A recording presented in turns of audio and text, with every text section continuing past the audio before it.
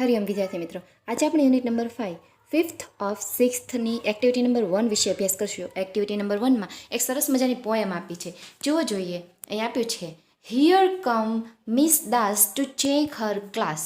આ પોએમમાં આપને આપ્યું છે કે અહીં મિસ દાસ જે શિક્ષકનું નામ છે એ તેમનો ક્લાસ ચેક કરવા માટે જાય છે. First is Tom who is sent by his mom. First એટલે કે પહેલો કોણ હતો? તો પહેલો વિદ્યાર્થી હતો ટોમ, જે સેન્ટ એટલે કે મોકલવું, જે એના મમ્મી દ્વારા મોકલવામાં આવ્યો હતો. Second is Tina whose best friend is Meena. Second એટલે કે બીજી ટીના નામની છોકરી હતી જેની બેસ્ટ ફ્રેન્ડનું નામ હતું Meena. Third, fourth and fifth are triplets of mister Nath. Third, fourth અને ફિફ્થ એટલે કે ત્રીજો, ચોથો અને પાંચમો. ટ્રિપલેટ્સ એટલે કે ત્રણેય જોડિયા હતા શ્રીમાન નાથના છોકરાઓ. Sixth is Mary who looks like a fairy. છઠ્ઠી હતી મેરી નામની છોકરી જે ફેરી એટલે કે પરી જેવી દેખાતી હતી. Seventh is Amit who looks quite sweet. હવે સાતમો હતો વિદ્યાર્થી અમિત, જે એકદમ ક્વાઇટ એટલે કે શાંત અને એકદમ નિરાતે બેઠેલો દેખાતો હતો. Eighth and ninth are busy in the fight.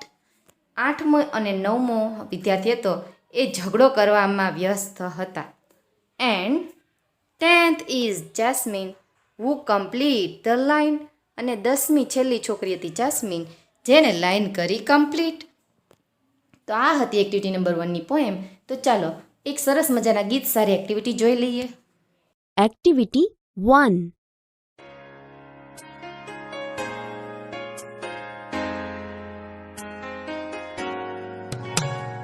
Here comes Miss Das to check her class. First is Tom, who is sent by his mom. Second is Tina, whose best friend is Meena. Third, fourth and fifth are triplets of Mr. Nath. Sixth is Mary, who looks like a fairy. Seventh is Amit, who looks quite sweet. Eighth and ninth are busy in a fight. And 10th is Jasmine, who completes the line.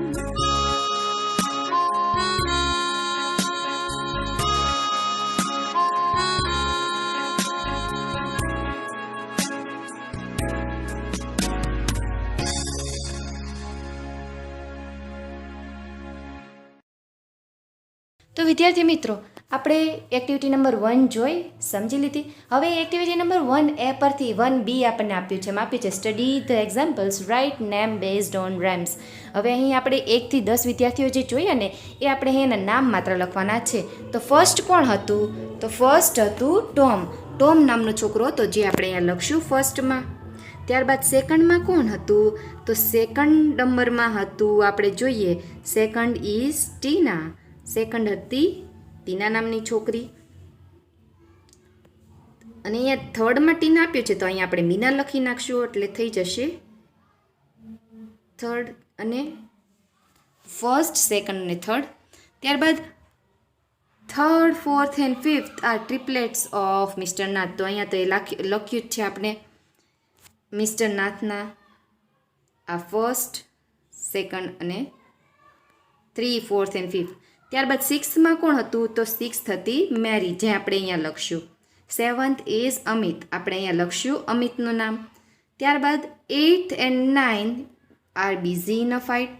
તો આપણે 8 અને 9 છે એમાં આપણે ગમે તે બે સ્ટુડન્ટના નામ લખી નાખશું જે ઝઘડો કરવામાં વ્યસ્ત હતા, જે આપણે પોએમમાં કોઈ નામ આપણે આપ્યું નથી.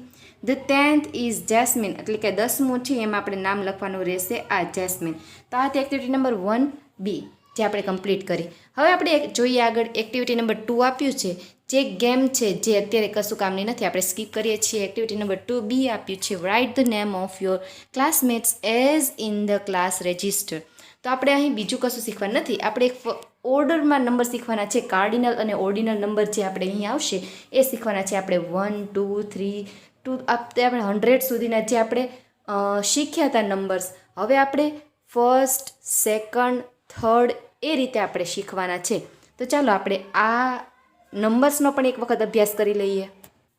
તો તમે અહીં જોઈ શકો છો ઓર્ડિનલ નંબર્સ, એટલે કે તમે આપણે હમણાં જે અભ્યાસ એક્સરસાઇઝની જોઈ હતી એક્ટિવિટી નંબર એના મુજબનું છે કે 1, 2, 3, 4 આપણે જે હતું એને ઓર્ડિનલ નંબરમાં કેવી રીતે લખાય. તો અહીં તમે જોઈ શકો છો 1st, 2nd, 3rd, 4th, 5th, 6th, 7th, પાછળ TH લગાડવાનું. એટલે એનો અર્થ શું થશે?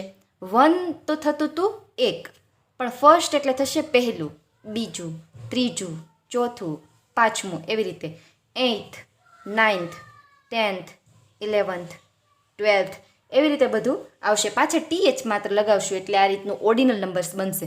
હવે ત્યારબાદ 21થી સ્ટાર્ટ થાય તો આપણે કેમ લખશું?